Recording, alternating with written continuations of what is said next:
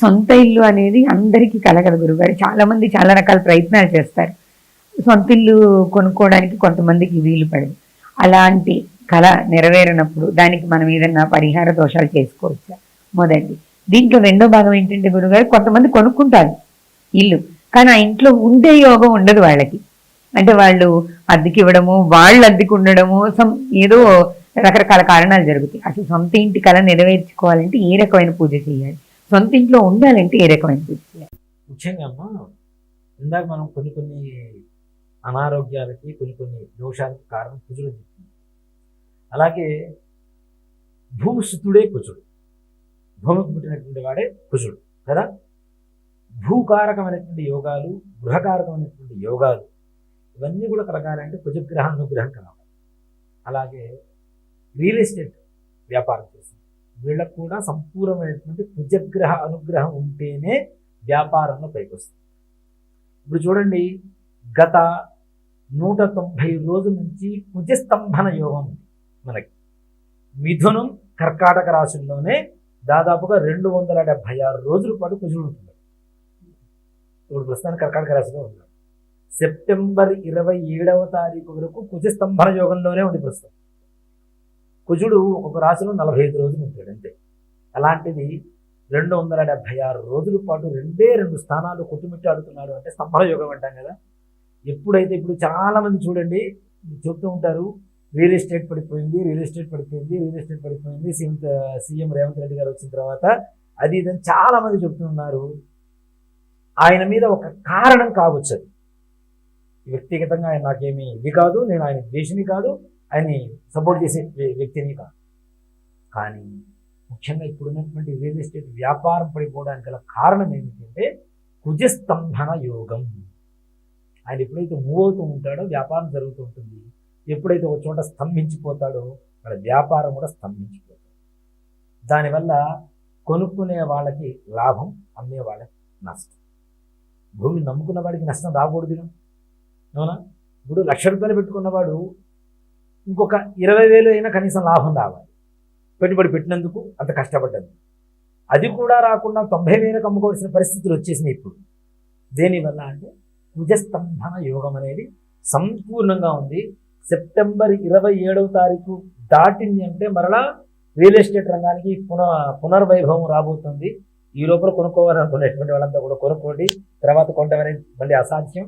తప్పనిసరిగా మళ్ళీ రేట్లు పెరిగితే పునర్వైభవం మరలా. అంటే 2025 సెప్టెంబర్ 27 వరకు కుజస్తంభన యోగం. కొనుక్కోవాలనుకునే వాళ్ళందరికీ ఈ సమయం కరెక్ట్, మంచి సమయం, తక్కువలో వస్తుంది. మనం అంతకుముందు ఇండిపెండెంట్ హౌస్ కొనాలి అంటే 150 గజాలు కనీసం 1,50,00,000 పెట్టాల్సిన పరిస్థితి నుంచి గొడవలు 70 లక్షలు 80 లక్షలకి ఇండిపెండెంట్ హౌస్ వచ్చేస్తుంది. ఎందుకు వస్తుంది అంటే కేవలం కుజగ్రహ పరిస్థితి వల్లనే వస్తుంది కాబట్టి. అది అలానే కొంతమంది ఇల్లు కట్టడం ప్రారంభిస్తారు, మధ్యలో ఆగిపోతుంది కదా. అలాగే ఇల్లు కొనుక్కుందాం అని చెప్పి అడ్వాన్సులు ఇస్తూ ఉంటారు, క్యాన్సిల్ చేసుకుంటూ ఉంటారు. Including loss. ఇచ్చిన అమౌంట్ అడ్వాన్స్ మళ్ళీ కంప్లీట్గా వెనక్కి ఇవ్వరు. కొన్ని రోజుల తర్వాత వెనక్కి తీసుకుంటాము అంటే 1,00,000 2 లక్షలు లాస్ అవ్వాలి. 4-5 సార్లు 10 సార్లు 15 సార్లు ఎంత ప్రయత్నిస్తున్నా ఇలానే అవుతుంది. భూమి ఉంటుంది, ఇల్లు కడదామంటే డబ్బులు దాచిపెట్టుకుంటారు. ఆ డబ్బు దాచిపెట్టిన డబ్బు దేనికి దానికి ఖర్చు అయిపోతుంది. ఇల్లు ప్రారంభం కావడానికి కొంత కష్టం. ఇప్పుడు బ్యాంకులోని ఇవ్వాలన్నా కొంతవరకైనా మనం పెట్టాలి. అలాంటివి ఏమీ లేకుండా ఇల్లు కట్టలేనటువంటి యోగం. అలాగే మీరు చెప్పినట్టుగా ఇల్లు కొంటారు, కొనేసి కొన్ని రోజుల తర్వాత ఇంకో ఇంటికి పోయి ఈ ఇల్లు అద్దెకిస్తూ, కొంతమంది లోన్లు తీసుకుంటారు, అవి కట్టలేక బ్యాంకు మరలా రికవరీ చేసుకొని మరలా దాన్ని వేలం వేయడం, వేరే వాళ్ళు ఎవరు కొనుక్కోవడం జరుగుతుంది. నిజంగా ఓ మాట చెప్పాలి అంటే వాస్తు వాస్తు వాస్తు అందరూ కొట్టుకుంటూ ఉంటారు. అది అక్కడ ఉండాలి, ఇది ఇక్కడ ఉండాలి, ఇది ఇక్కడ ఉండాలి అని. ముఖ్యంగా చెప్పాలంటే భూమి చక్కగా ఉంది. వాస్తు కావాల్సింది ఏంటి? మనం ఎంత గోడలు కట్టినా భూమి మీదనే కడుతూ ఉంటాం కదా. మరి దీనికి కావాల్సింది ముఖ్యంగా ఏంటంటే భూమిని పట్టుకొని చూస్తే అది కరెక్ట్గా ఉందా లేదా అని తెలిసిన తర్వాత ఇల్లు కట్టుకోవడం మంచిది. నన్ను అడిగి శల్య దోషాలు ఉంటాయి లోపల, భూమిలో ఎముకలు ఇవన్నీ కొన్ని. ఇప్పుడు మనం ఇల్లు కడుతున్నాం హైదరాబాద్లో ఉంటే ఏది సమాధిలో తెలియదు, ఏది శ్మశానమో తెలియదు, ఏది పొలమో తెలియదు, ఏది ఇల్లు నివాస యోగ్యమైనటువంటి స్థానం సమాధి ఏది చెరువో తెలియదు. అన్ని చోట్ల కట్టేస్తుంది. మరి పూర్వకాలంలో పొలాలలోనే సమాధులు కట్టుకునేవాళ్ళు. మరి అవి పైన ఊరికి తోమేసి లోపల కట్టుకుంటామంటే లోపల ఉన్నటువంటి శల్యాలు ఊరుకుంటాయా? ఇప్పుడు మా ఇంట్లోకి వచ్చి నన్ను బయటికి నెట్టి ఇంకోటి కట్టుకుంటానంటే నేను ఊరుకుంటానా? మరి వాటికి ఒక స్థలం ఇచ్చినప్పుడు వాటి స్థలం వాడుకుంటాను, కానీ నేను వాటి లోపల అట్లానే వచ్చేసి వాటి మీద నేను నడుస్తూ ఉంటాను, అది చేస్తుంటాను, నా ఇల్లు కరెక్ట్గా ఉండాలంటే ఎట్లా ఉంటుంది? ఉండదు. ఇంట్లో అనారోగ్యం, అలాగే అశాంతి, ఆర్థిక ఇబ్బందులు, రుణబాధలు, భార్యాభర్తల మధ్య గొడవలు, ఇవన్నీ కూడా విపరీతంగా వస్తుంటాయి. అందుకనే నేను అదే వాస్తు చూడండి అని చెప్తే ఒకటే మాట చెప్తా, నేను వాస్తు చూడండి మీ ఇంట్లో బట్టి తీసుకోవడానికి నేను చెప్తానని చెప్తాను. అది కరెక్టా కాదా, మంచిదా కాదు? మనిషి బాగుంటే ఏ షర్ట్ వేసుకున్నా బాగుంటాడు అన్నాను. మనిషి బాగుండకపోతే ఏ షర్ట్ వేస్తే ఏముంది, సూట్ వేస్తే ఏముంది, బంగారు చొక్కా వేస్తే ఏముంది? అవునా? భూమి బాగుంటే ఏ రకమైనటువంటి గోడలు కట్టినా నిజంగా బాగుంటుంది. అసలు భూమి మంచిది కాదన్నప్పుడు బ్రాహ్మణ, క్షత్రియ, శూద్ర భూములు అని చెప్పి 3 రకాల భూములు ఉంటాయి. అవి వాసనతోనే మాకు అర్థమైపోతుంటుంది ఆ భూమిలో ఉండేటువంటి లక్షణాలు ఏంటంటే. లేదు, నిజంగా మీరు ఒక దేవుడిని నమ్ముకోండి, నిత్యం అదే దేవుడికి మీరు ప్రార్థన చేస్తున్నారు, పూజలు చేస్తున్నారు అనుకోండి, అక్కడ బట్టి పట్టుకుంటే మీరు కళ్ళు మూసుకుంటే తప్పనిసరిగా లోపల ఉండేటువంటి దోషాలు ఏంటో భగవంతుడు అట్లా చూపిస్తూనే ఉంటాడు. అంటే మనం కరెక్ట్గా అనలైజ్ చేసుకోగలిగితే తప్పనిసరిగా తెలుస్తుంది.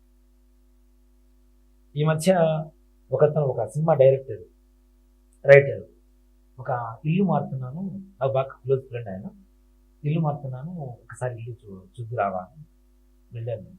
వద్దు సార్ అని. ఎందుకు? బాగుంది, ఇల్లు బాగుంది, మంచిగా ఉంది, మరి ఎవరు వేసుకొని చనిపోయారు సార్ అని చెప్పాను. అంటే ఎవరు వేసుకొని చనిపోవడం ఏంటి, ఊరుకోను. లేదు సార్, పక్క వాళ్ళని పిలవండి అని పిలిచారు. అమ్మ, ఇంట్లో ఎవరైనా ఊరేసుకొని చనిపోయారు ఆడవాళ్ళు? ఆవిడ నోరు తెచ్చింది. ఏమైందమ్మా? అవునండి, తెల్లగా ఉంటుంది, బొట్టు పెట్టుకుంది, పెద్ద బొట్టు పెట్టుకుంటుంది, పెద్ద లోలాకు ఉంటుంది చూడచ్చు, మంచిగా జడ ఒత్తుగా జుట్టు ఉంటుంది. అవునండి, మీకు తెలుసా ఆవిడ? లేదమ్మా, అక్కడ లోపల కనపడుతుంది నేను చెప్పాను. ఆవిడ హ్యాంగ్ చేసుకొని కనపడుతుంది. అంటే మనం నమ్ముకున్న దైవం ఏదైతే ఉందో అది చూపిస్తుంది తప్పనిసరి.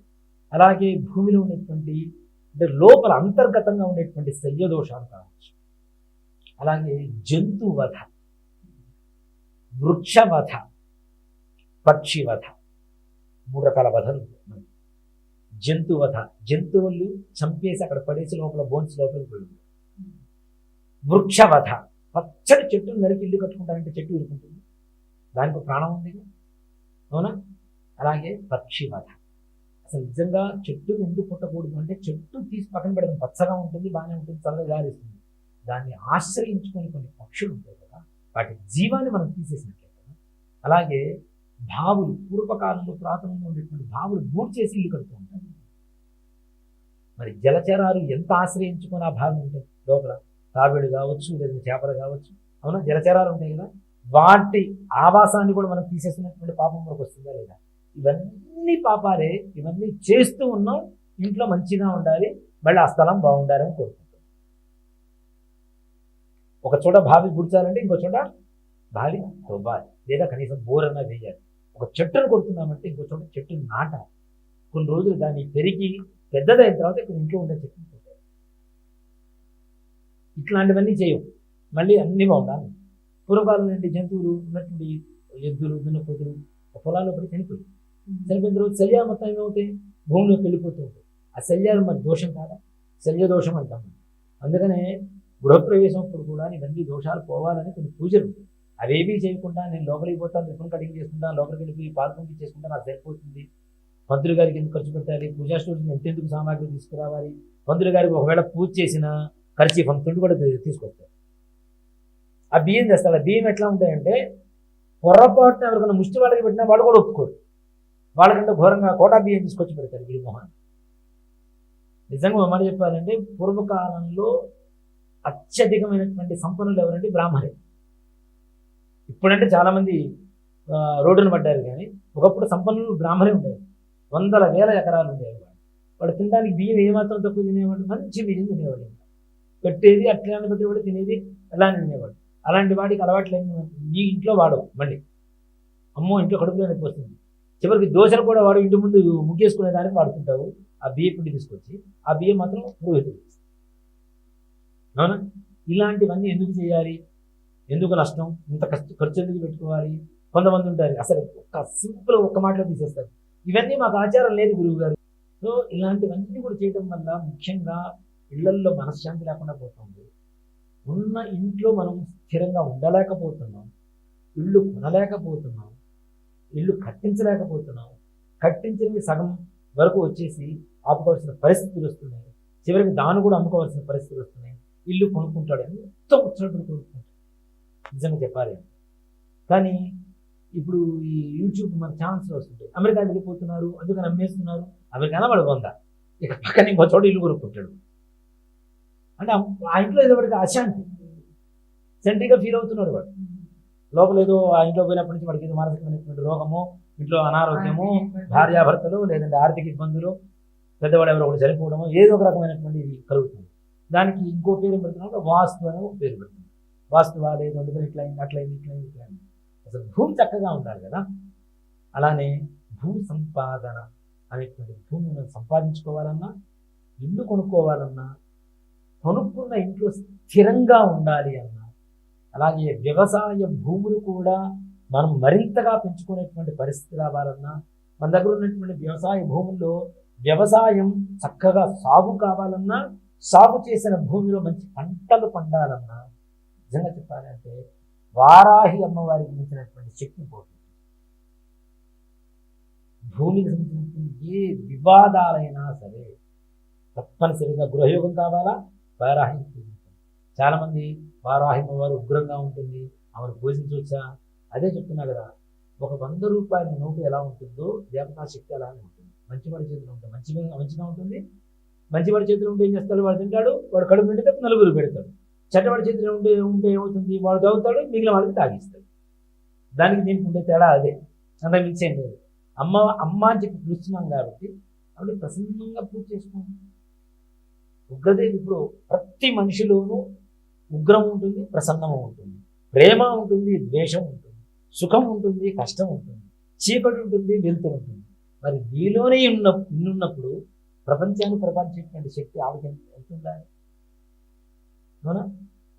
కాబట్టి వారాహి అమ్మవారికి పూజ చేయడం అనేది నిజంగా నేను సంపూర్ణంగా నమ్ముతాను. ఎలా చేయాలి గురుగారు ఇది? ఇప్పుడు మీ ఇల్లు నిలబెట్టుకోవాలన్నా, ఇల్లు కొనుక్కోవాలన్నా, మీరు అన్నట్టు అమ్ముకోకుండా అదే ఇంట్లో ఉండాలన్నా, నిజంగా అంటే నాకు జరిగిన ఒక ఎగ్జాంపుల్ చెప్తాను. నేను ఒక గుడి కట్టించాను, అమ్మవారి ప్రత్యేకంగా అమ్మవారి దేవాలయం కట్టించినప్పుడు అది 137 గజాలంటే కేవలం. కట్టించిన తర్వాత నాకు అనిపించింది వారాహి అమ్మవారిని ప్రతిష్ఠ చేస్తే బాగుంటుంది కదా.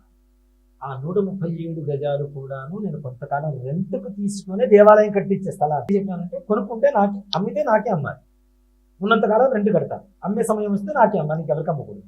ఈ అగ్రిమెంట్ మీద తీసుకుంటాను. సో అమ్మితే నాకే కదా, నేను గుడి కట్టుకోవడంలో తప్పు లేదు. కాబట్టి గుడి కట్టించాను, అమ్మవారి ప్రత్యేకంగా అమ్మవారికి వారాహి అమ్మవారి ప్రతిష్ఠ చేశాను.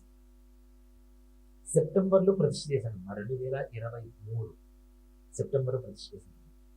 2024 ఫిబ్రవరి నాటికి ఆ గుడి కట్టిన స్థలం కాకుండా పక్క స్థలం కూడా ఉంది. ఇదిలా ఉంటే నా వ్యక్తిగతంగా కూడా నేను కొనుక్కున్నా 2 స్థలాలు. మరి వారాహి అమ్మవారి అనుగ్రహం.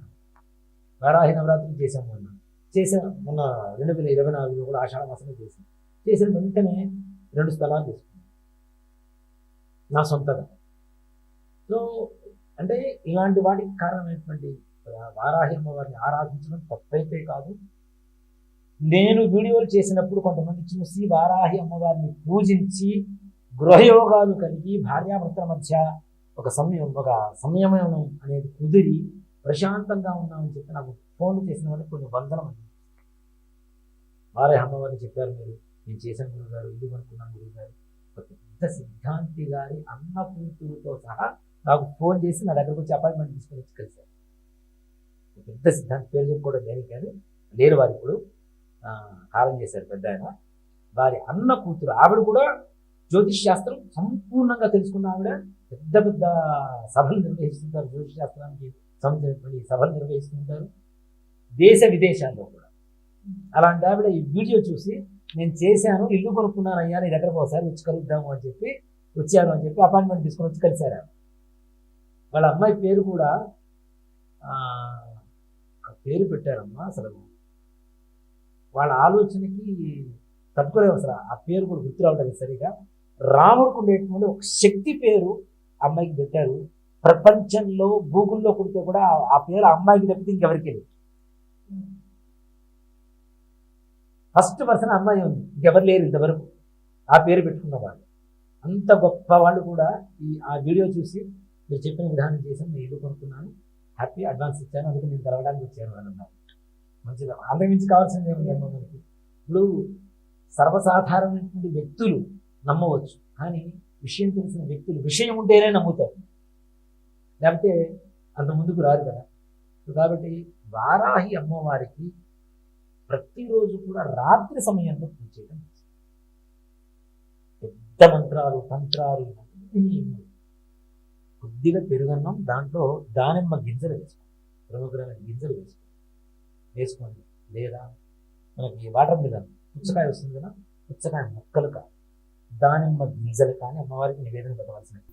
ఏం చేయాలి మరి? అమ్మవారి పటం పెట్టుకోండి. చిన్న ఆవ నూనె ఉంటుంది కదా, ఆవాల నూనె, ఆవ నూనె మనం పచ్చళ్ళలో ఎక్కువగా ఆవకాయలు వేస్తూ ఉంటాం. ఆవ నూనెతో దీపారాధన చేయండి అమ్మవారిని. కొత్త ప్రమిదలు తీసుకోండి, ఇంట్లో ఉన్న ఇది కూడా కలిగి కొత్త ప్రమిదలు రెడీ తీసుకోండి, దీపారాధన పెట్టి అమ్మవారి ముందు కూర్చోండి. అమ్మవారికి అవకాశం ఉంటే అష్టోత్తరం పూజ చేసుకోండి, లేదా అమ్మవారి కవచం ఉంటుంది, వారాహి కవచం. కవచం ఇప్పుడు ఓ మాట చెప్పాలంటే నేను చదవద్దు అని ఎందుకు చెప్తున్నానంటే, చదివితే తప్పులు చదువుతుంది, చాలా వరకు అక్షర దోషాలు ఉంటాయి. అక్షర దోషం అనేది చాలా ముద్రారా అంటే దానివల్ల లేనిపోంది వచ్చేటువంటి అనుకూలమైనటువంటి పరిస్థితుల కంటే కూడా ప్రతికూలంగా ఎక్కువగా ఉంటుంది. అంటే కొన్ని అక్షర దోషాలు మరి అర్థం కూడా పూర్తిగా మారిపోయేలా ఉంటాయి కదా. అనుభవం కూడా మనం చెప్పుకున్నాం. చండీ సప్తశతిలో కూడా భార్యాణం రక్షణ భైరవం అంటే భార్యాణం భక్షణ భైరవం అని చెప్పి చదువుతున్నాడు, అందుకని పోతుంది అని చెప్పి మనం చాలాసార్లు చెప్పుకున్నాం. కాబట్టి అక్షర దోషాలు మనం చదివేదానికంటే వినటం ఉత్తమం. యూట్యూబ్లో చక్కగా వస్తుంది, వినండి. ఆ కవచం విని చిన్న మంత్రం ఓం ఐం గ్లౌం ఐం వారాహ్యై నమో నమః ఆడవాళ్ళు. ఓం ఐం గ్లౌం ఐం వారాహ్యై నమస్వాహ మగవాళ్ళు. ఆడవాళ్ళైతే నమో నమః, మగవాళ్ళైతే స్వాహాకారంతో కలుపుతుంది. ఒక 108 సార్లు జపం చేసి, ఈ జపం కూడాను ఖర్జూర పండుగ చేయొచ్చు, దానిమ్మ గింజలు 108 కౌంట్ చేసుకుని పక్కన పెట్టుకొని చేసుకోవచ్చు. లేదు మన తామర గింజల మాల, తామర గింజల మాలతో చేసుకోవచ్చు. లేదు తామర పూల గింజలైనా సరే 108 విడిగా ఉన్నా సరే లెక్క పెట్టుకొని పక్కన పెట్టుకొని వాటికి కూడా ప్రతిరోజు ఒక 108 సార్లు 41 సార్లు చేయాలి.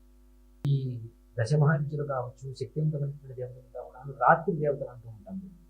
శీఘ్ర దేవతలు, రాత్రి దేవతలు, అతి తొందరగా అనుగ్రహించేటువంటి దేవతలు, అలాగే రాత్రి కూడా సంచరించేటువంటి దేవతలుగా. మీ ఎదురు మీ గురించి గొప్పగా మాట్లాడితే మీరు నా మాట వింటారు కదా.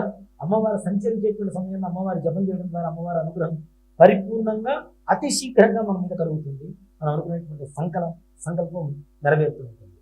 దీనితో పాటుగా ముఖ్యంగా ఒక సూచన కాదు, ఒక హెచ్చరిక అని చెప్తాను. ఓం నమ శివాయ అనేటువంటి మంత్రం చేయకుండా ఏ ఒక్కరు కూడా ఈ యొక్క అమ్మవారిని ఉపాసన కానీ మంత్ర జపం కానీ పూజ కానీ చేయకూడదు. అలా చేయటం ద్వారా భార్యాభర్తలు ముందు శివపంచాక్షరి మంత్ర జపం చేయాలి. చేసిన తర్వాత మాత్రమే ఈ యొక్క అమ్మవారి మంత్రం కానివ్వండి, జపం కానివ్వండి, పూజ కానివ్వండి, లేదంటే ఈ కవచం పారాయణ కానివ్వండి, వినడం కానివ్వండి, ఇవన్నీ చేయండి. తప్పనిసరిగా పరిపూర్ణమైనటువంటి వారాహి అనుగ్రహంతో ఇల్లు కొనుక్కోలేనటువంటి వాళ్ళు ఇల్లు కొంటారు, సగం కట్టేసి మానేసిన ఆపేసినటువంటి వాడు పూర్తి చేస్తారు. అలాగే కొనుక్కున్న ఇంట్లో ప్రశాంతంగా ఆ ఇంట్లో నివాసం ఉంటూ ఇంట్లో ఉండేటువంటి సమస్త దోషాలు నివృత్తి కలగడానికి అవకాశం ఉంటుంది. అలాగే తాకట్టు పెట్టుకున్నటువంటి స్థలాలు పొలాలు కూడా మరలా తిరిగి పొందడం జరుగుతుంది. నిజంగా ఒక్క మాట చెప్తానమ్మా, పొలంలో కూడా వారాహి అమ్మవారి పటం ఒకటి పెట్టి, చిన్న ఫోటో పెట్టి, మీరు తీసుకెళ్ళినటువంటి అన్నం నివేదన ఏదంటే అది నివేదన పెట్టి మీరు వ్యవసాయం ప్రారంభించండి. పుష్కలంగా పండుతుంది పొలం. మీరు అనుకున్న దానికంటే ఇంకా మంచి ఆదాయం లభిస్తుంది. భూకారమైనటువంటి శక్తి దేవతలు ముఖ్యంగా వారాహిమ్మ వారిని మనం ఇచ్చేస్తుంది. కాబట్టి వారాహిమ్మ వారికి చెందండి సముద్రంలో మునిగినటువంటి వేదాలను కూడా తీసింది ఎవరు? వరాహమూర్తే కదా. కాబట్టి భూమి లక్ష్మీదేవి స్వరూపమనే చెప్తా వారాహి అని, వేరే అయితే కాదు. అందుకనే మన అమ్మవారి దేవాలయంలో కూడా త్రిశక్తి పీఠంగా రూపొందించాలనే ఉద్దేశంతో మహాలక్ష్మి, మహాకాళి, మహాసరస్వతి అనేటువంటి రూపాలతోనే ప్రత్యంగిర మహాకాళి అవుతుంది, రాజశ్యామల మహాసరస్వతి అవుతుంది, వారాహి మహాలక్ష్మి అవుతుందనే ఉద్దేశంతోనే త్రిశక్తి పీఠం దేవాలయం నిర్మాణం చేస్తున్నది కూడా. అందుకని మహాలక్ష్మి, మహాకాళి, మహాసరస్వతి త్రిశక్తులు, ముగ్గురు శక్తులు ఉన్నారు కదా, అందుకని చెప్పారు అనుకున్నాం. కాబట్టి వారాహి అమ్మవారికి చేయండి. తప్పనిసరిగా భూకారకమైనటువంటి దోషాలు తొలగిపోయి యోగాలు కలుగుతాయి, గృహకారకమైనటువంటి యోగాలు కలుగుతాయి. గృహంలో సంపూర్ణంగా ప్రశాంతంగా నివాసం ఉండడానికి వారికి ఇష్టమైనటువంటి తిథులు. చాలామంది అష్టమి అంటే అష్టమి రోజు మనం ఎట్లా అమ్మవారి పూజ చేస్తూ ఉంటారు. దుర్గాష్టమి, మహానవమి, విజయదశమి 3 రోజులు అమ్మవారి రోజులే కదా. అలాగే పౌర్ణమి కూడా మనకు వస్తుంది. కాబట్టి ఈ రోజులో ప్రారంభించండి, తప్పనిసరిగా విశేషమైనటువంటి యోగం కలుగుతుంది. 41 రోజుల తర్వాత పటాన్ని తీసుకెళ్ళి మరి దేవుడు గుళ్ళల్లో పెట్టద్దు, మీ ఇంట్లో పెట్టుకొని చక్కగా దీపారాధన చేసుకోండి, అమ్మవారి మంత్రాన్ని జపం చేస్తూ ఉండండి. ఇంకా ప్రశాంతత, ఇంకా బహుగృహ యోగం కలిగేటువంటి అవకాశం కూడా చేస్తుంది. ఎవ్వరైనా చేయవచ్చు. భర్త లేనటువంటి ఆడవాళ్ళు, భార్య లేనటువంటి మగవాళ్ళు కూడా చేసుకోవచ్చు. దాంట్లో ఏ రకమైనటువంటి నిబంధన చేయండి. కాకపోతే మనస్ఫూర్తిగా చేయండి, విశ్వసించి చేయండి. తప్పనిసరిగా విశ్వంలో మీకు ఒక స్థానం ఏర్పడుతుంది. తప్పనిసరి